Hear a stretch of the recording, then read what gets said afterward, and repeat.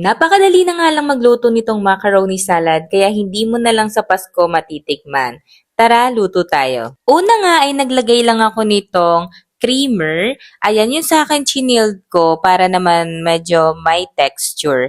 Tapos niyan, naglagay na rin ako nitong mayonnaise. So, bahala na kayo kung anong brand ng mayo. Sa akin, ang ginawa ko is plain lang yung pinili kong flavor. After ng mayo, pwede na tayong maglagay ng condensed milk. Pwede ng 2 o 4 na kutsarang condensed. So, nasa sa inyo kung gaano katamis yung gusto nyong lasa nito. Tapos nga niyan is naglagay na ako nitong paminta. So, durog na yung pinili ko para hindi masyadong visible.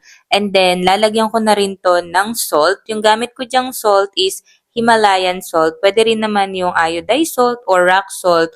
Depende sa preference nyo. Ayan. So, hinalo-halo ko lang tong mga wet and pantimpla natin na ingredients para lumasa na yan. After nun, itong pinakuluan kong macaroni, nilagay ko na rin. So, ganun yung process ko ng paggawa. Hindi ko nilalagay yung macaroni agad-agad, tsaka lang titimplahan ng mga wet goods or wet ingredients natin para hindi naman siya totally madurog.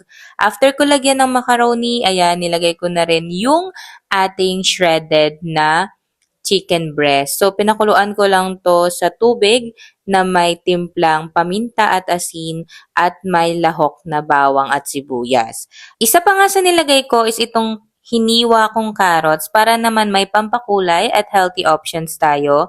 Nilagyan ko na rin to ng puting sibuyas. Tapos noon, lalahukan ko na to ng hiniwa-hiwa nating ham. So, yung ham na gamit ko dito is sweet ham. Pinakuluan ko lang to ng saglit and then hiniwa ko na.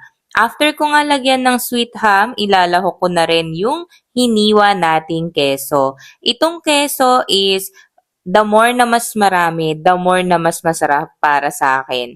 After ko lagyan ng keso, nilagay ko na rin tong pineapple tidbits and then lalagay na rin natin yung ating pasas o raisins. So, ayan, para naman kumpletos recados tayo. O di ba, napakasiksik at nag-uumapaw yung ating macaroni salad. Ganyan nga lang kasimple gumawa ngayon ng macaroni salad. I-make sure lang natin na lahat ng wet ingredients ay makover itong dry ingredients natin.